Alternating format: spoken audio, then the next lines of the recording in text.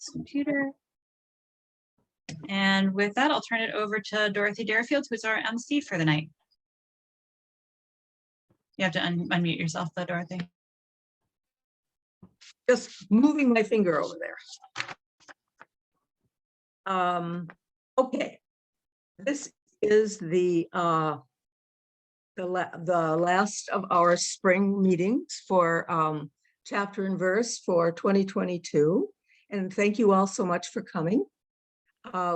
We are sponsored by the Jamaica Pond Poets, which is a group of people who have been getting together for more than 30 years now to discuss their poetry. And it is a self-led workshop, and we do many other things in the community as well. We always buy the books that the authors are selling, and we have a special collection of them in the Jamaica Plain branch of the Boston Public Library. So if any of you are looking for books by local poets, we have a lot of them in our collection, and they circulate just like any other book. And we really hope that you will take advantage of it if you live locally. The librarians would love it if you would take advantage of it, and so would we. And let's see, is there anything else that I need to cover before we begin? We usually meet in the Lauren Greeno house, as you know, and Susanna has it in back of her, and which is a beautiful historic house in Jamaica Plain Center, which is owned and operated and maintained by the Tuesday Club of Boston.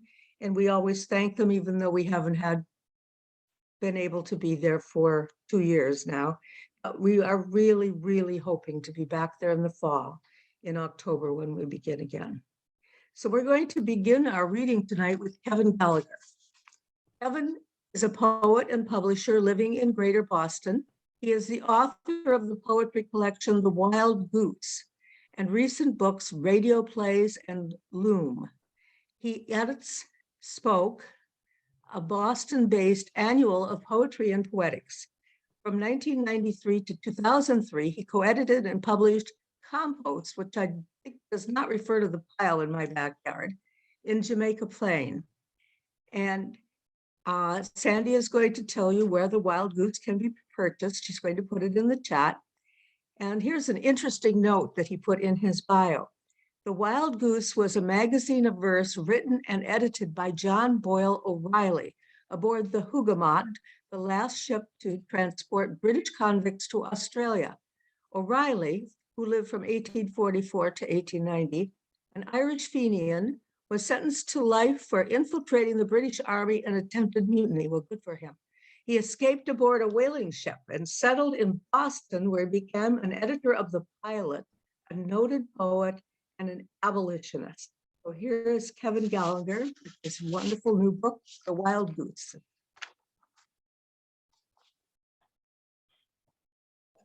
Kevin, you must unmute yourself. Thanks, Dorothy. It's so great to see all you folks, and so great to be back in Jamaica Plain, and can't wait to go there in person. I lived in Jamaica Plain when you folks first opened, and I've probably had the privilege to read there like every 3-4 years. And I think the last time I was in the building was I read in 2017 is the last time I was out there for that. And it was super special to me because the book that I was reading from at the time was called Loom, which you mentioned, and it's set in 19th century Boston. So it was I felt like in a time machine. Today I'm going to read from my new book, The Wild Goose, which is published by Loom Press here in Amesbury and Lowell, Massachusetts. And the book is like a little magazine for me. Dorothy mentioned that John Boyle O'Reilly, who I had not heard of, there's only a handful of poetry sculptures here in Boston. For some reason, George Burns, Robert Burns, excuse me, not George Burns, Phyllis Wheatley, Edgar Allan Poe, and there's 2 of John Boyle O'Reilly, who was John F. Kennedy's most favorite poet. So in 2018 and 2019, I had the privilege to to be a poet in residence at the Heinrich Boll Cottage in Achill Island, which is actually the westernmost part of Europe, the western little island of Ireland. And when Heinrich Boll won the Nobel Prize, he was like Bob Dylan. And when he was in Berlin, like he couldn't get any writing done because he was like a rock star and people were all over him. So he got this cottage way out on the coast overlooking the Pacific. And he wrote a number of his great books. The Clown and is one of them that he wrote there. And they have a writer in residence program. And I was there in 2018 and 2019. And my last name is Gallagher, but I'm a quarter Irish and half Italian, and who knows what else. But being there is when I really engaged with that sort of part of my past and learned about it. And I learned about John Boyle O'Reilly, not in Boston where there's two sculptures of him, but actually when I was there. And this book has sort of four parts. One, an engagement with the myth and history of the country. Two, the story of John Boyle O'Reilly. Three, my life with a last name Gallagher living in Boston for I won't tell you how long. And the last part is an engagement with my father's death, who passed away about a decade ago. Let me read some of those now. The first poem is called Birth of a Nation. Ethelyn smelled love in the sea, saw sex when she looked at the sun, and when she rested her eyes at night, she sensed love in her dreams. Her father, Baelor, made the Danann pay up 1/3 of all their grain, 1/3 of all their milk, and one child for every 3 to feed his greed and army. A druid told him he would die by the hand of his grandson, so he locked up his only child, Ethelyn, in a lonely tower, guarded by 12 warrior women, all sworn to never mention or ever let Ethelyn see a man. She heard songs come from the sea that none of her guardians could make out. Whenever she heard them, she felt birds beating their wings in her chest. Too soon, Ethelyn was fully grown, mature, and beautiful. She wanted her full breaths to be kissed. She wanted to fill her empty womb. She was so alone in her tower. Baelor wanted to feed his power, so he turned Ethelyn into a boy and stole Chion's favorite cow. Chion went to Byrog, the she-druid, who disguised Chion as a woman and blew him high off to Baelor's island, where he landed safely at the foot of Ethelyn's lonely tower. Byrog spelled the guardians to sleep, and Chion was to look for his cow. But standing before him was the most stunning woman he had ever seen or dreamed of. He turned right back into a man. As Chion stared at her, Ethelyn's whole body went warm. She now saw what she only heard. She now had what she only dreamed of. They each declared their love for each other in the same breath, then gently took off the other's clothes before they could breathe another. He buried his face in her breasts as she put him inside her thighs and sang a long, slow psalm of love up into the skies. Chion wanted to live with her forever, but knew Baelor would kill him. Byrog blew him another wind. Chion left, but he left behind a son.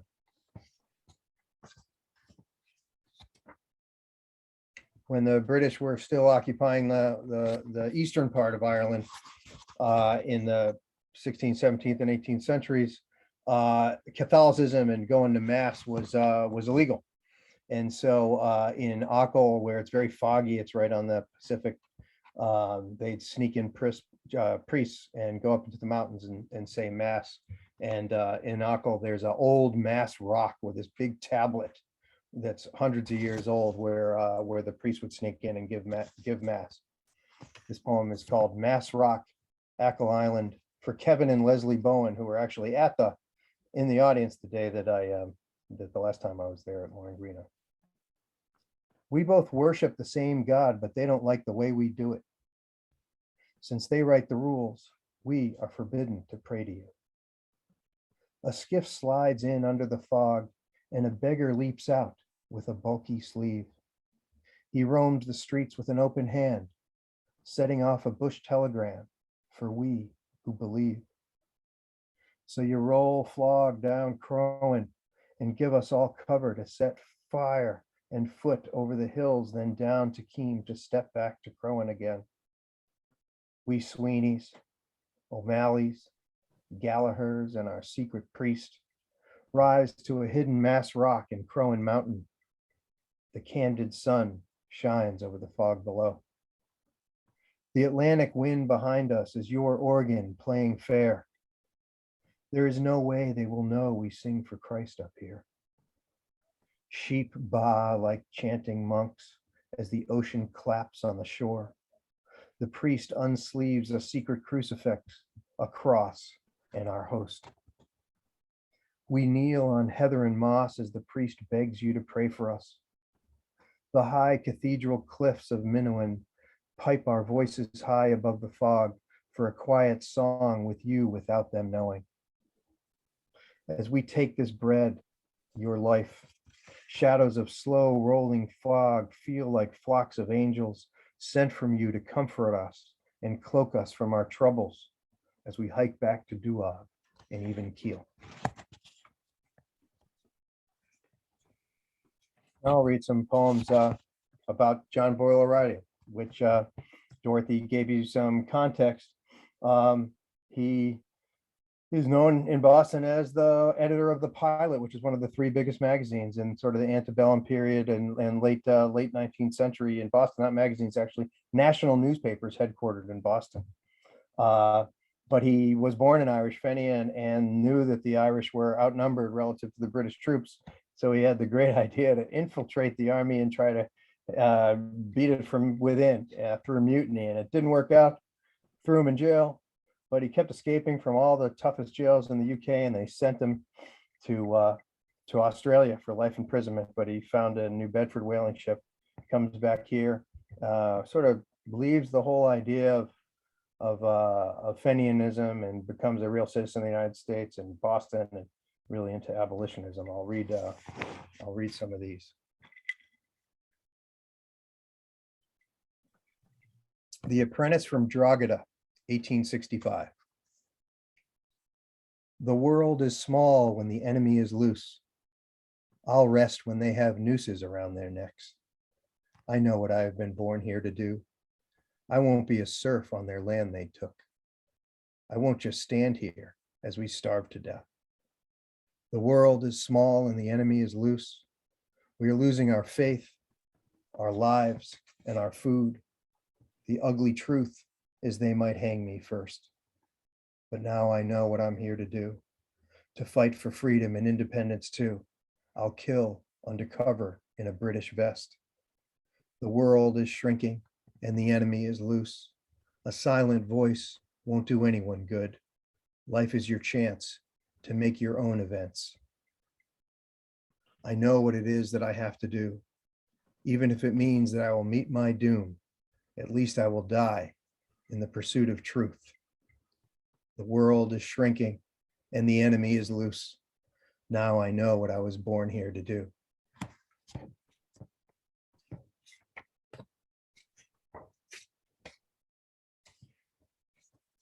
Prisoner 9843. After years of cutting and blasting roads, my job was to hack the jungle to death. Black-skinned bushmen moved all around us. Their chiefs wore hammered breastplates of pure gold. Not one single white man ever found an ounce, but these Australians will never give up. Riveted by 30 pounds of iron, separated from my compatriots, you gave me an axe and taught me how to swing. I looked at the army of mahogany lit up by thousands of white cockatoos, motionless under a blue copper sky. My sweat would sting and my axe would ring, and those giants of a lost age fell down. Absconder, to the attention of all British colonies, 1869. John Boyle O'Reilly, registered number 9843, imperial convict, arrived in the colony per convict ship Hougoumont in 1869. Sentenced to 20 years, 9th July, 1866. Description: healthy, appearance, present age, 25 years, 5 feet, 7.5 inches. High black hair, brown eyes, dark complexion, and convicted Irishman. Dangerous, conniving, untrustworthy, revolutionary, and against the crown. Absconded from Convict Road Party, Bunbury, 18th of February.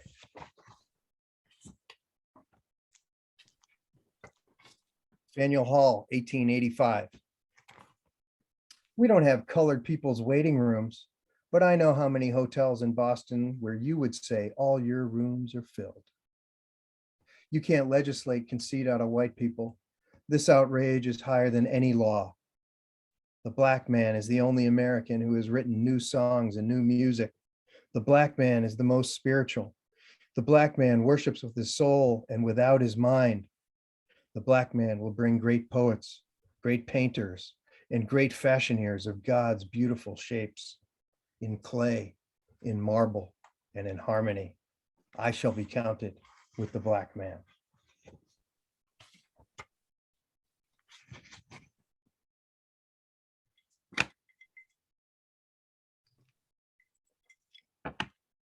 Home run.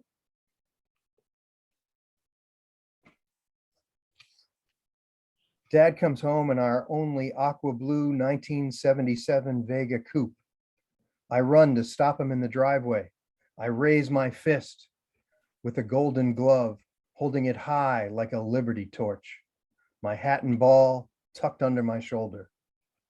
Dad smiles as his thumbs shoot up over the wheel. I lower my arm and let him go by. He comes out in his work t-shirt and slacks, flips open his Zippo lighter and lights up a Salem Menthol 100, snaps open a Miller Lite, grabs a bat, and starts cracking me pop flies. Who is he? Dad would scream when I caught one. I'd scream and throw back, Rico Petrotelli, Fred Lynn, Dewey, Yaz, Boomer, Jim Rice. His cigarette became a firefly in the night. The pop flies, bats in flight. Another poem for my dad. Those summer Saturdays. Saturdays too, my dad woke up early, put on his grass stains Perry topsiders, his Bermudas with paint stains and green whales, then took the entire day to mow the lawn. He'd snap open and fire up his Zippo, then mow 2 perfect rows with a Salem Menthol 100 shrinking from his mouth. Time to take a break for a Miller Lite, to turn up Ken Coleman for the Sox score, to shout it out for everyone to know. He'd save the empty cans to be redeemed, then light another butt for 2 more rows. 1 lawn, 3 packs, and a case in a day. And what did I know? What did I know?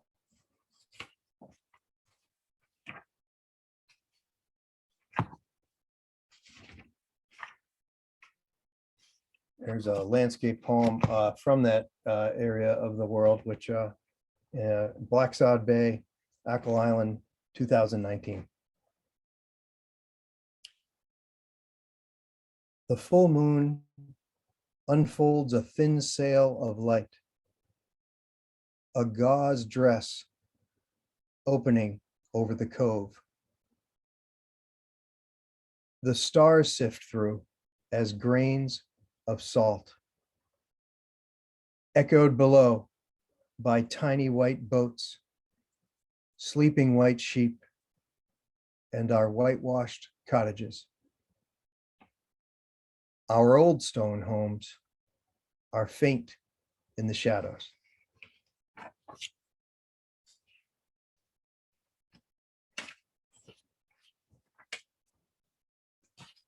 I think I'll end with this one. Belfast Cab. Whitey Bulger would be shot bloody dead or paraded through the streets as a hero, depending upon which side of the road I drop you. My Belfast cabbie respectfully said after I told him I was from Boston. Is the fucking bastard still in jail? Or is he alive? You know, you could tell that a building was going to blow up when the windows would shatter all over the street before the power of exploding brick would pop and bang so loud you would cover your ears right after you made sure your eyes were closed. This ain't no little skirmish at a parade. This is about being dead or alive. Thanks so much, folks. Looking forward to listen to everybody else. Thank you so much, Kevin. I love the poems, especially about your father. And I did not know about I'm sorry. John about- Boyle O'Reilly. John Boyle O'Reilly. I did not know about him. Where are the statues? So both of the statues are really close to each other. One is the one's like right off of Hemingway Street, right behind the Museum of Fine Arts in the Back Bay near the fence. It's actually huge. It's huge. It's got like 4 full body sizes of him and everything. And then the other one is not that far, hugging the fens, going more towards Kenmore Square, across from the Boston Conservatory, the Massachusetts Historical Society, and that, but on the fen side where all the big cattails are in the summertime, on the fen side, right there at the crossroads before you could either go to Boylston or go towards the museum. It's right there. Great. And I lived in that neighborhood. I drove by that thing 1,000 times for years and didn't know anything about it until I moved there. But let's hear from our friends, Marcia Karp. Last time I'll say that. It's so much Marcia will easier to be tease here people soon on enough. Zoom because they can't punch you. Yeah. Well, our next reader tonight is going to be Chandreyee Lahiri. Her short fiction has won contests, including Boston's One City, One Story, Boston in 100 Words, and her translation of a Bengali short story recently won an international award. As a storyteller, as in The Moth, she has won story slams and appeared on national storytelling shows and podcasts. She curates a slam series, produces a show, and runs flash fiction groups when she can. Chandreyee has a collection of short fiction and a memoir that she hopes to publish. Born in Kolkata, India, she grew up in Africa and the Middle East and works in environmental management for the state of Massachusetts. And Sandy will put in the chat how you can find her various works. Please welcome Chandreyee Lahiri. Thank you, everyone. Thank you, Dorothy, for doing such a good job with my name. It is not an easy one. You helped a lot.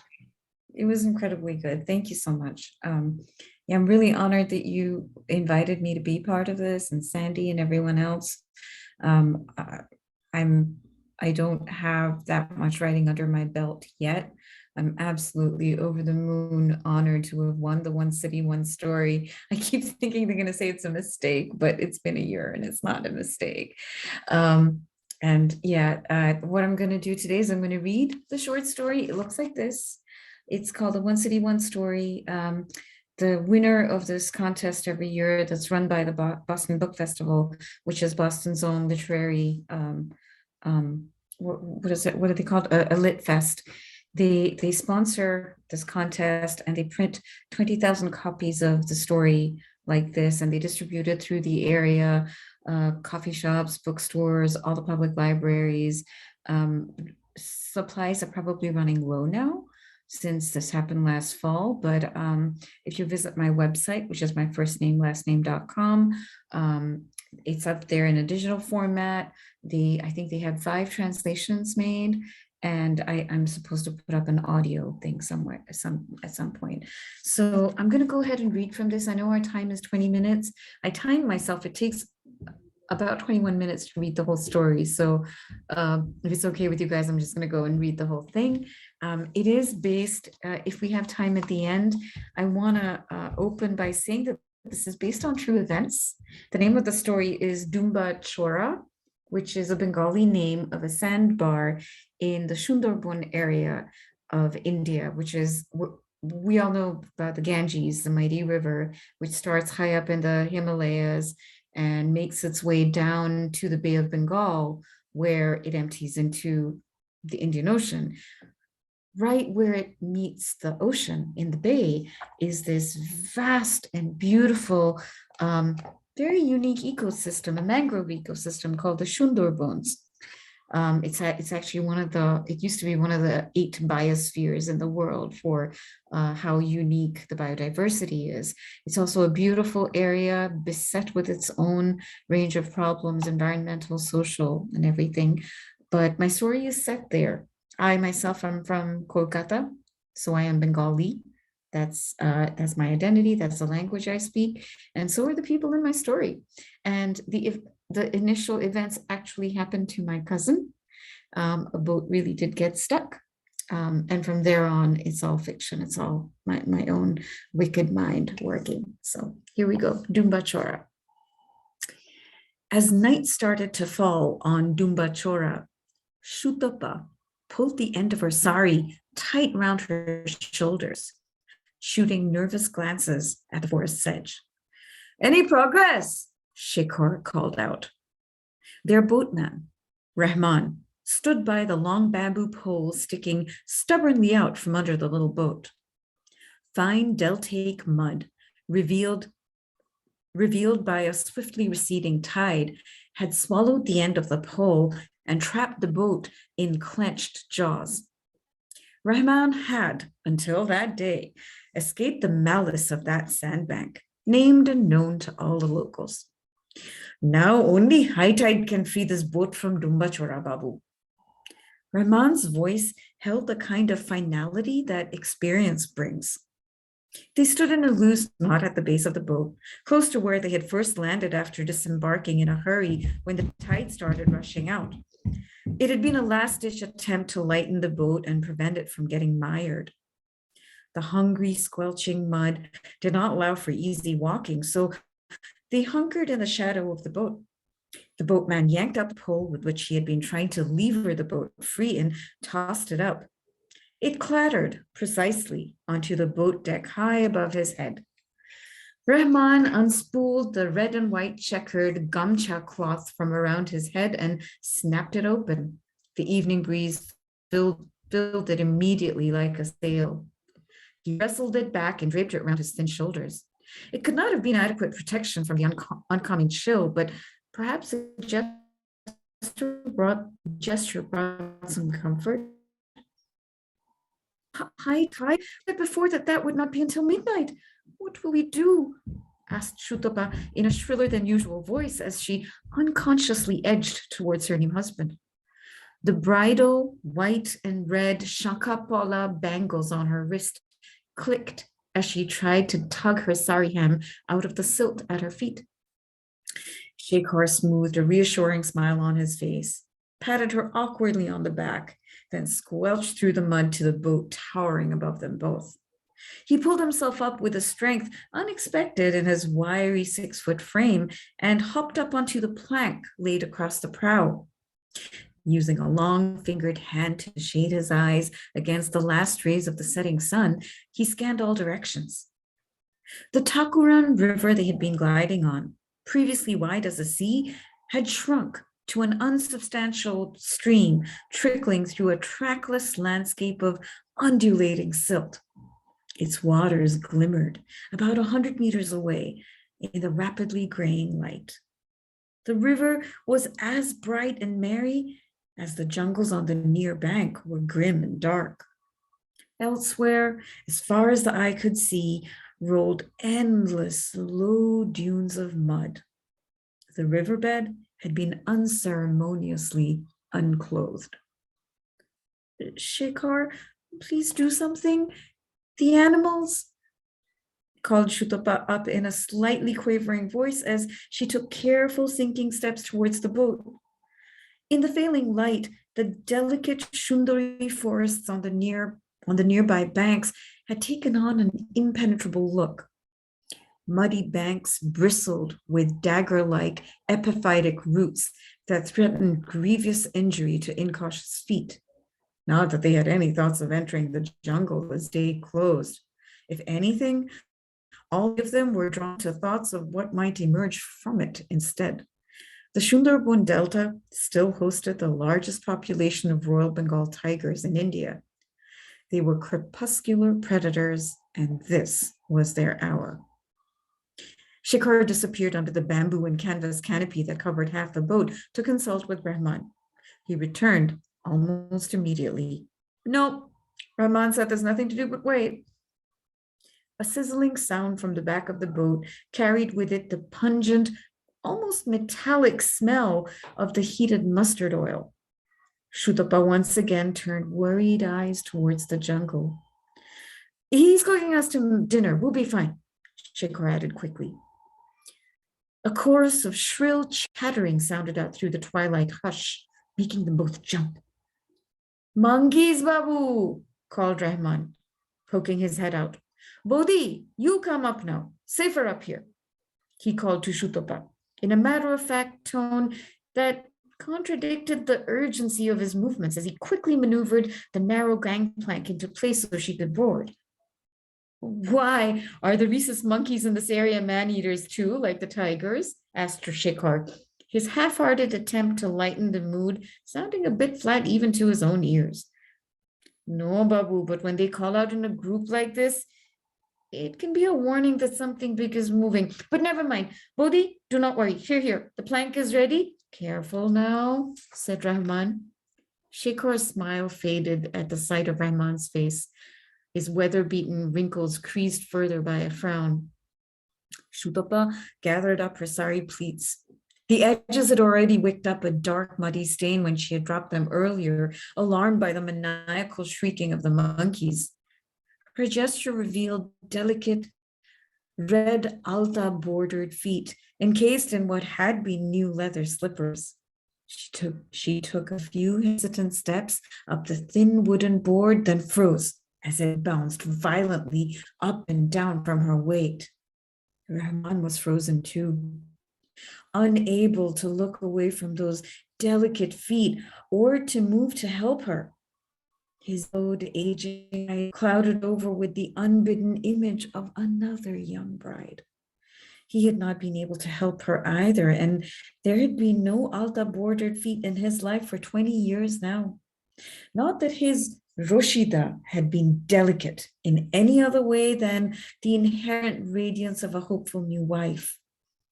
Her life had been one of toil even before marrying Rahman, a hard-scrabble existence helping her family coax meager paddy crops from the family's small patch of land. Their income was padded with honey collected from the mangrove forests. When her only brother was taken by a tiger on such a trip, they stopped her forays too. Roshida's days thereafter had been contained by the mud embankments that cordoned off their paddy fields from the deltaic streams. She grew up sheltered from the laws of the jungle, so when she joined her fisherman husband on a rare boating trip about a year into their marriage, she had been entirely unprepared for what that day had held for them. Rahman's life changed that day. Are, wait! Cried Shikhar, scrambling down the plank to Shutapa, hand outstretched. Rahman quietly turned his back on the new couple and old memories, retreating to the boat's canopy. The Rui fish curry was bubbling evenly and did not really need his attention, but he crouched over it anyway, letting the fragrant steam cocoon him in the comfort of familiarity.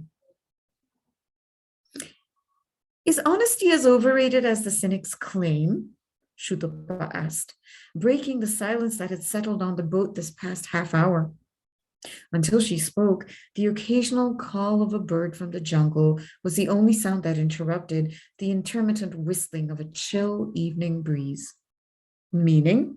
Asked Shikhar, startled out of his reverie. His attention had been dreamily shifting between the beauty of the newly descended dusk and Shutapa's profile. Specifically, that one long curl of black hair that snaked past her ear, a golden hoop threaded delicately through its smallish lobe. If I share something with you, Will you promise to listen with an open mind? She asked in a rush. Of course, replied Shikar, wariness mingled with his curiosity.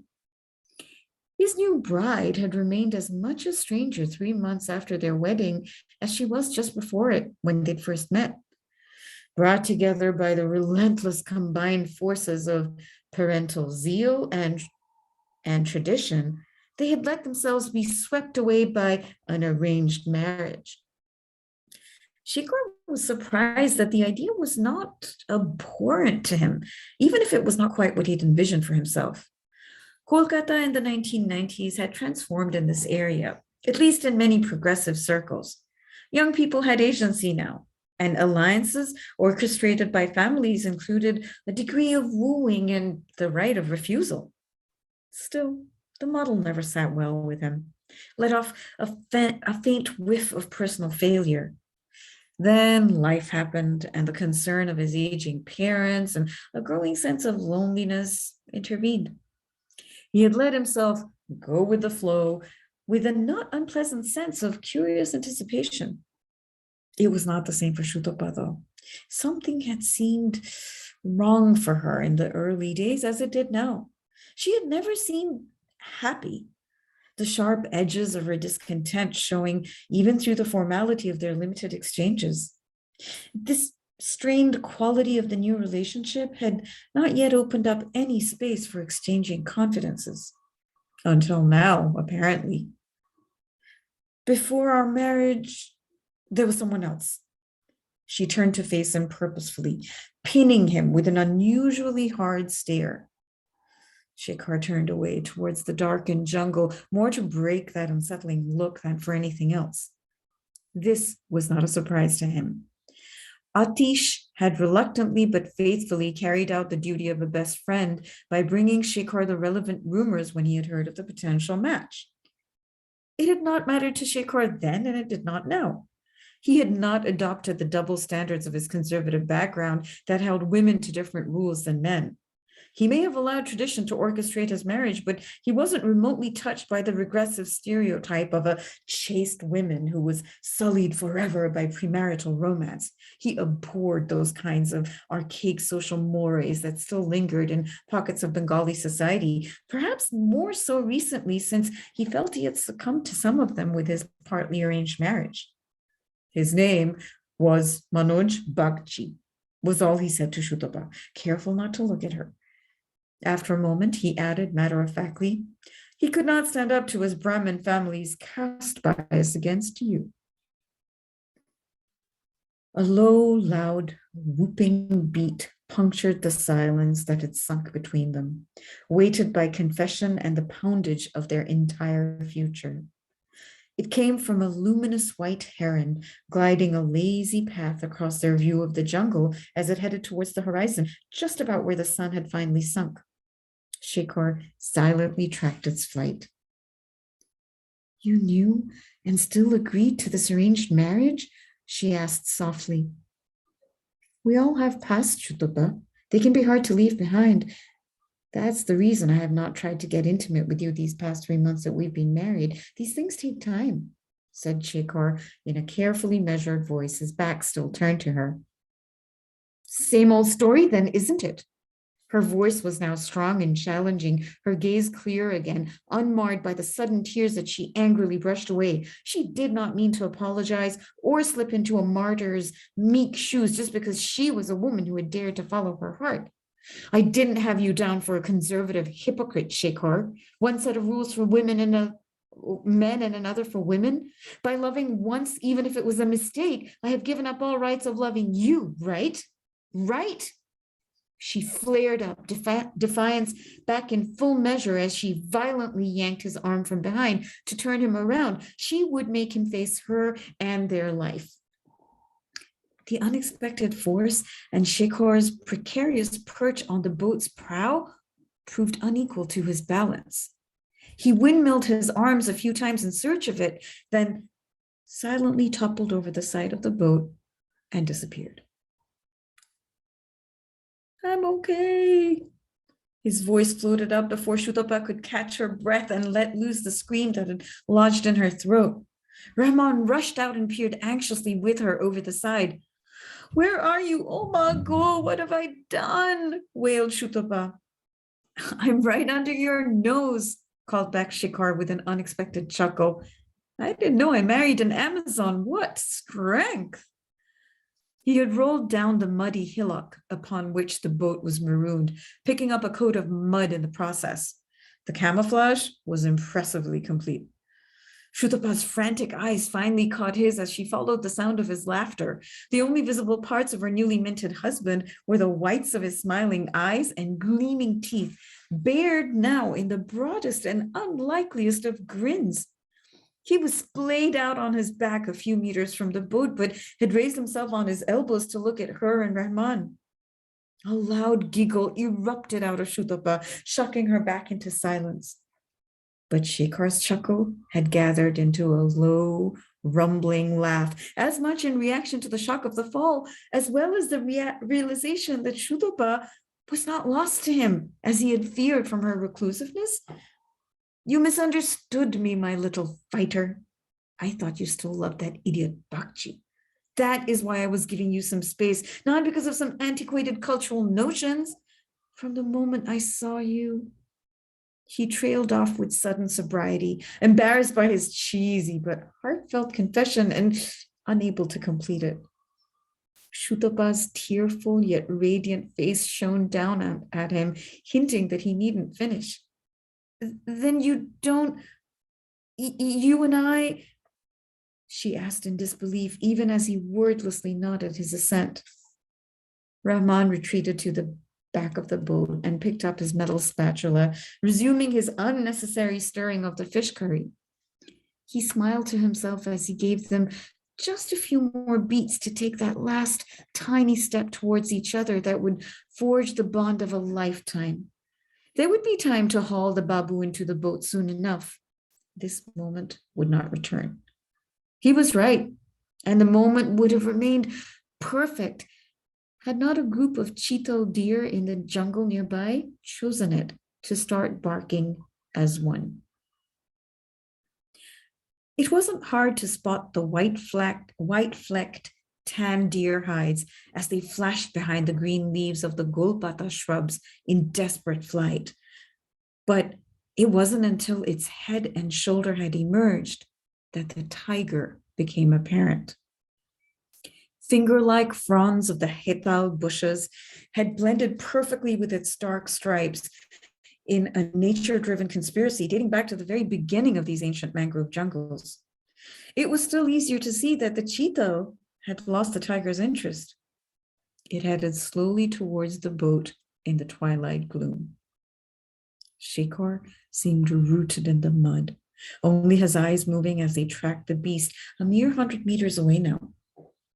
Shutapa on the deck above had sunk onto her knees, eyes clenched shut, hands clasped together in a silent prayer for deliverance.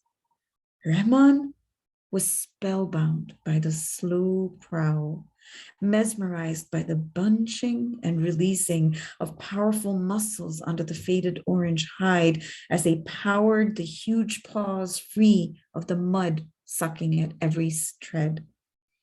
A casual tilt of the great head brought a primal yellow glare in contact with Rahman's hapless stare. Just then, night slipped a notch further towards darkness, triggering a flash of green from the nocturnal eyes as they slid down to where Shekar lay, melted into the mud. It was as good as a thunderclap for Rahman, across whose mind flashed just one strange thought. Roshida was enough. In one fluid move, he picked up a steel dinner plate, sprang to the boat side, and started beating on it with the metal spatula still in his fist from cooking, yelling, "No more! Go away!"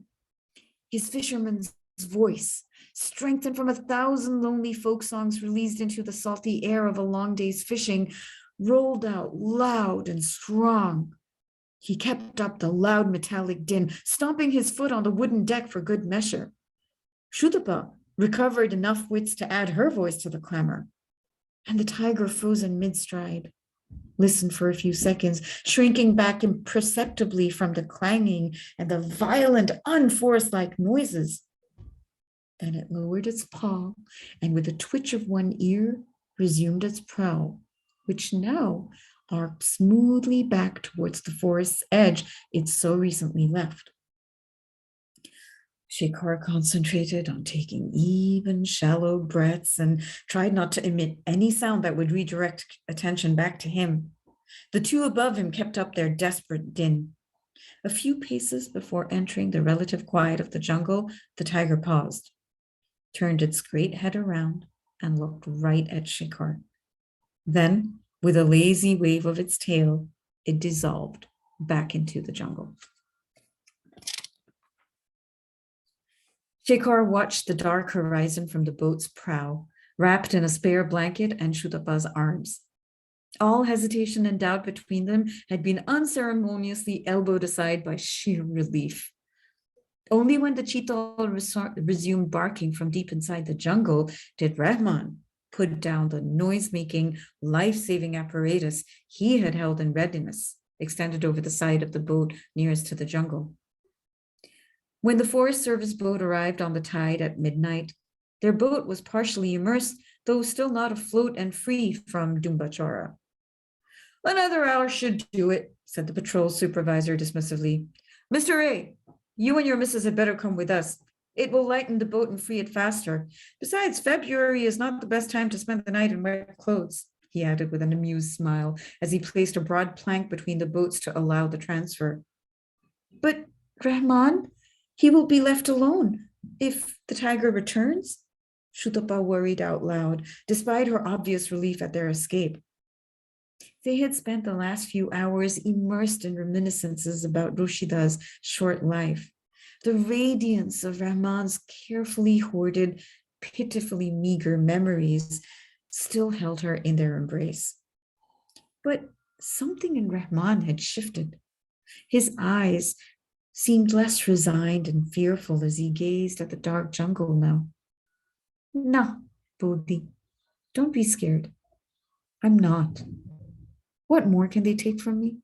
I've given all I had. I will be fine." He gave her a gentle smile, brimming with equal parts peace and benediction. The rays glided away in the moonlight as Rahman's boat bobbed up and down in the ceaseless tug of waves. The jungle throbbed quietly with life, as it always had. And that's the end. Thank you so much for listening, everyone. I know that was a little long. Thank you so much. That was a beautiful story, a beautiful story. And thank you so much for being with us tonight. It's quite a treat. Thank you so much. Oh, you're very welcome. Or I think today, what am I supposed to say? No worries or something like that. But thank you. My 13-year-old would say, "Know what I'm saying?" Know what I'm saying? Yeah. No problem. The story Okay. was very far from Boston, Kevin. Yes, it was. But Hey, it was in an that's what makes it equally great. exotic atmosphere. Marcia, you're up.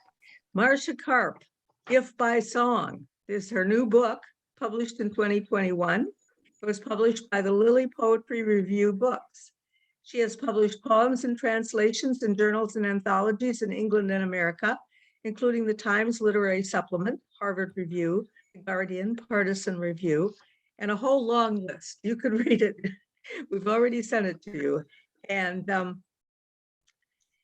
Anglo-Saxon poems in translation, the word exchange, Anglo-Saxon poems in translation, and Joining Music with Reason, 34 poets, British and American, from Oxford, 2004 to 2009. She taught literary and editorial matters at Boston University after earning graduate degrees there. And Sandy Story is put in the chat where you can get her book, and I'm looking forward to hearing her. It's been a while since I've heard you, Marcia. Welcome back. Good,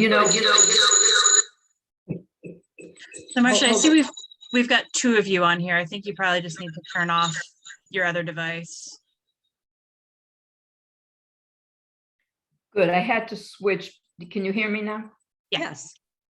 Yes, good. I had to switch, and I'm sorry, this is the inferior setup, but I just ran out of juice, so I'm glad I was set up here. Thank you, and thank you both, my friends, for reading. Really is a pleasure to read with you.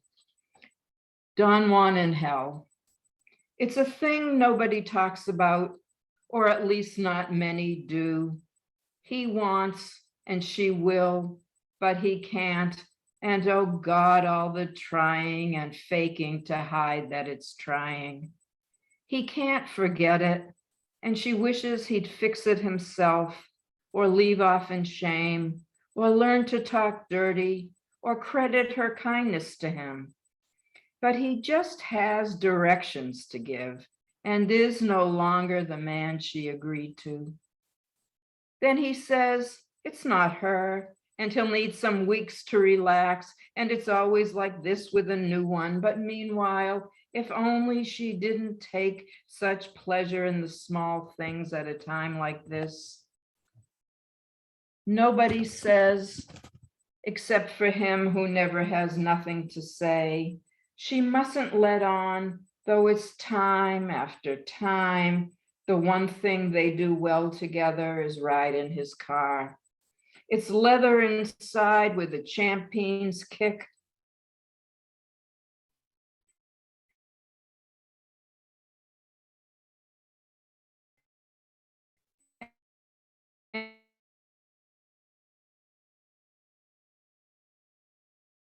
And she's learned to hold it and scold other people.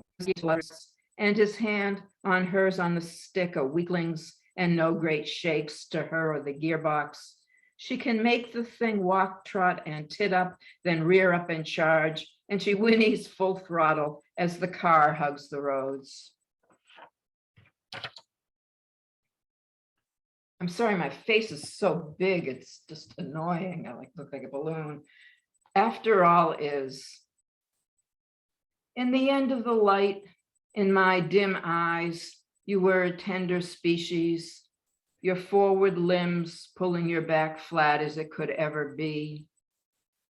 You bared yourself and prepared yourself for me, who history swallowed. I was only woman waiting for man, culture unheard of, but what a wasteland. Twilight birds sang us into night. We tensed and stretched and met and laughed. If you were a species, I was its female, and the sweat poured from our almost hairless carcasses. Here, and even now, as his words sound for her, they're several years together, she cannot tell clearly if he's been mute as she's thought, as she thinks she's been, or if she's been deaf to him until now. When she read what he sent her from there, I'm here thinking of you, she thought she could hear him saying, I'm breaking that vow with the other and keeping the one we haven't yet made. She couldn't swear that's what he said, but for a moment she took it that way, that there was love between them. Soon I'll be telling you I love you, and when I do, you mustn't mind. You mustn't say, me too, as people do. You might remember who I am. You might be kind. It wasn't me who wanted you. I'd see you and you'd slip my mind, but now I do. And soon, I know, I'll love you.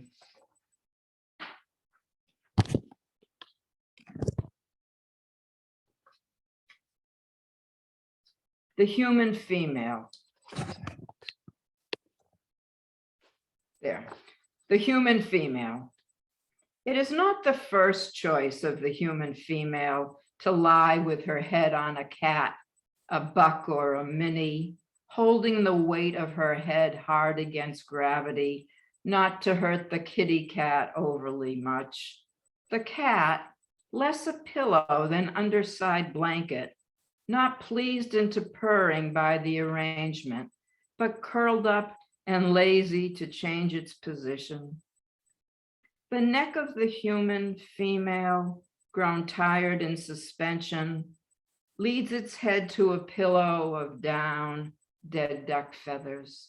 And down on the pillow, the head of the woman remembers she sleeps by a cat.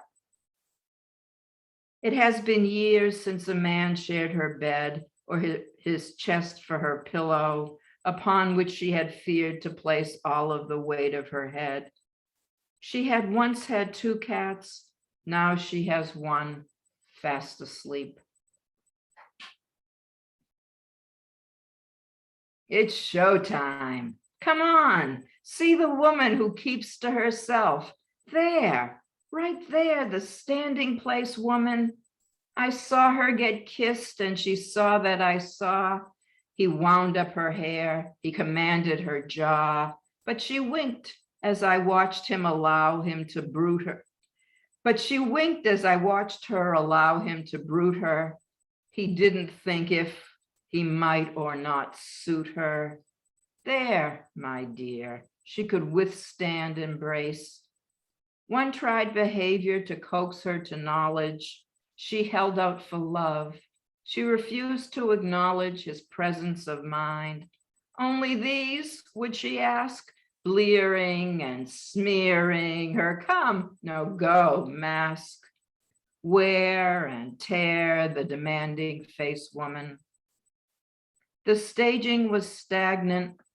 One woman alone, still. The one cue for some drama was scrawled on the playbill, get angry. She rooted but knew it was so, the excitement of rage or the self-keeping woe. Soon here, do you hear?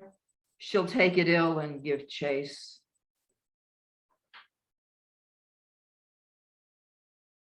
If asked, she says only. If asked, she says only, I am no one. Not wily this answer, not wholly. She says all the eyes have closed to her. Without them, she is no one to herself.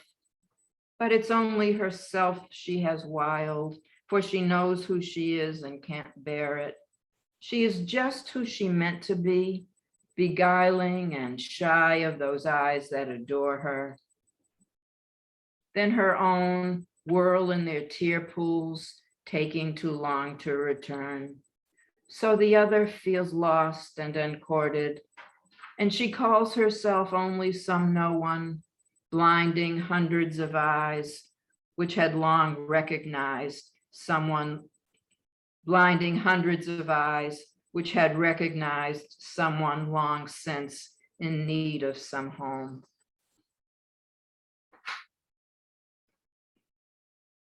Call for the child, call for the dame. Shame is the name and rudimentary game someone plays now with you. Call her to home, if she comes at all. Blame-faced it is, absolving she would, crime done by crime claimed. Call her to task, if she bears it at all, she'll cry, why did I, why? Salting the docket to mush. Call her to arms, where she'd like most to be, and so will have none. She'd have you cradle no one. Call her to mind. What a shame. What remains are the game and the name and their claim. Oh, lucky me.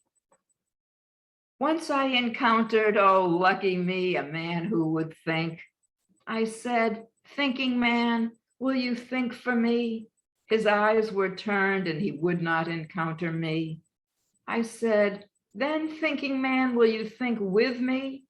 I guess he thought and thought he would not. Then I tried to think and I did not know how and I did not know what. Now, once a year, I try again, and what I think is of that thinking man.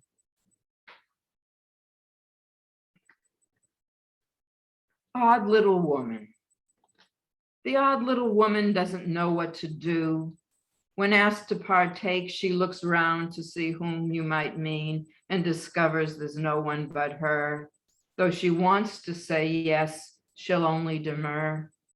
She knows when her best, her fuss is not right. She can't tell if her handshake is limp or too tight. She'd like to be family. She'd like to be friend.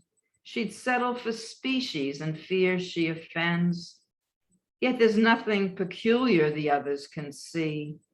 It's gotten so she is embarrassed to be. She'd known joy as a child and remembered it when she was loved and herself then, but not lately again. She'd been loving to love of all kinds, so it grew. Was it me, she wonders, or not, who withdrew? It wasn't her plan to be so alone. Still, she is, like a creature that's fouled its home. She'd been saying it for so long, and with passion too, that there was a person inside every body, that every person was as surely the world as every other person was. But when she lost any place she'd had in the world, she knew it for sure. And since she'd always been able to put to the side herself, the sureness seeking to find its level of change, found a ground long seeded with shame and flooded into flourishing such a harvest of behind the scenes peerings that she knew herself only desire clothed in legend, in cunning and in will and in endless supply. And she did her worst on herself by doing her best to keep mum that she was.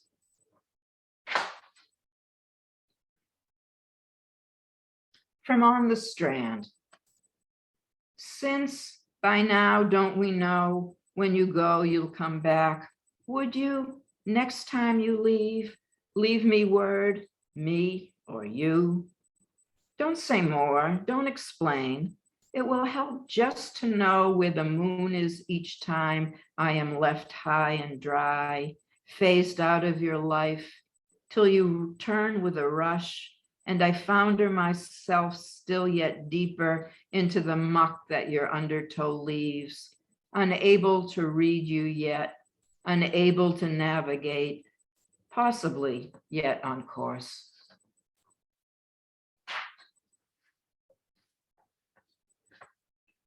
Of fools. I saw it that way from the couch, the many-masted ship of ivy and the bottle of the world, with sprays of laurel rising behind, as we argued the message of luck come to me, for fortune had tossed this time her waves my way. Jealousy overwhelmed your staunchness, then you overcounted the bounty, and I, in pride of my quickness, heaved the lead and cried the soundings just ahead. This extravagant season will unbound the wandering ivy. A jack of all is on his way to cut the shrubs back and deft, while we, knowing mainly one thing between us, have already submerged luck's call to me and won't speak of it, though we storm about the known and unknowing world ere acrimony end.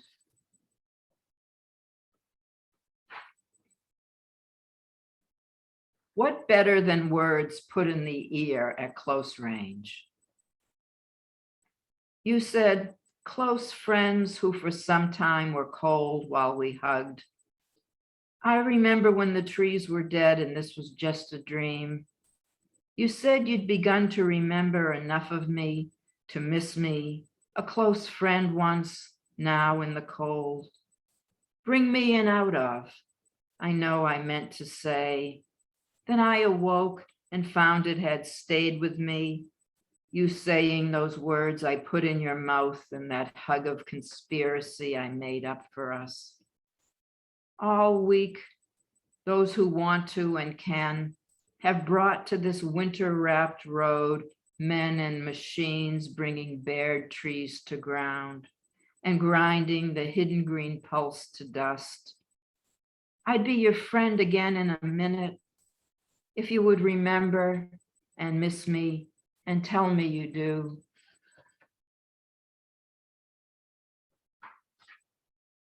I think I'll stop there. Thank you so much.